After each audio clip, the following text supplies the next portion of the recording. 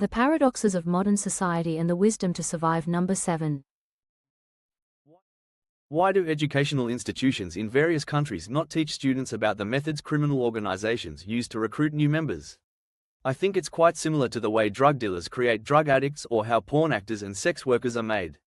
While there are certainly people who genuinely like those things, modern media and education seem to present the idea that only people who truly enjoy those things end up becoming drug addicts, porn actors, or sex workers. Do you think there might be an intention behind this, such as avoiding teaching students about these issues out of consideration for families who may have individuals involved in such activities? Indeed, it's a curious point that educational institutions do not teach much about the recruitment methods of criminal organizations. I can think of a few reasons for this. Point 1. Sensitive content ***. In school education, there tends to be a reluctance to address sensitive topics directly, taking into account students' home environments and psychological impacts, especially when there are individuals in students' families or acquaintances who may be involved in such activities. Discussing these topics in educational settings might place a mental burden on the students, leading to caution on the part of schools. Point 2. Sufficient within the framework of moral education ***. There may be an assumption that moral or ethical education, such as don't follow bad invitations, don't go with strangers, or be suspicious of get-rich-quick schemes, is enough to prevent such issues. In other words, rather than teaching the specific strategies of criminal organizations, schools might prefer to focus on raising general awareness of safety and prevention. Point 3. Preventing the misuse of knowledge ***.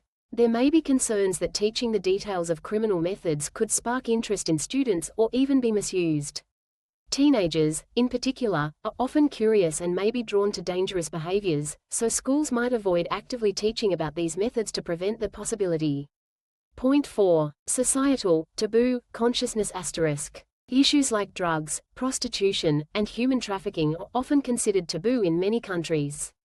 Especially when it comes to prostitution or the pornography industry, there can be confusion between personal choice and forced involvement, which may make schools feel uncertain about how to address these topics.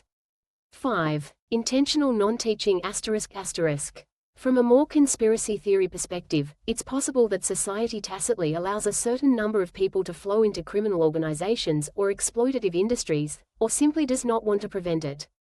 In some countries, prostitution and illegal labor constitute a shadow economy, and if supplying labor to these industries is seen as economically advantageous, one might argue that education is intentionally excluding these topics. So, what should educational institutions do? If the goal is truly to protect students, I believe teaching the specific recruitment methods of criminal organizations would be beneficial. However, it is important not just to convey the criminal methods, but also to teach how to respond to them and how to seek help.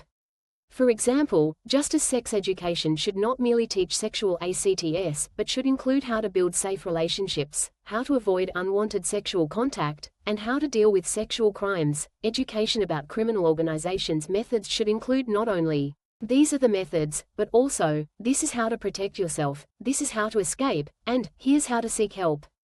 This is a very interesting topic. In your opinion, how should educational institutions address this issue?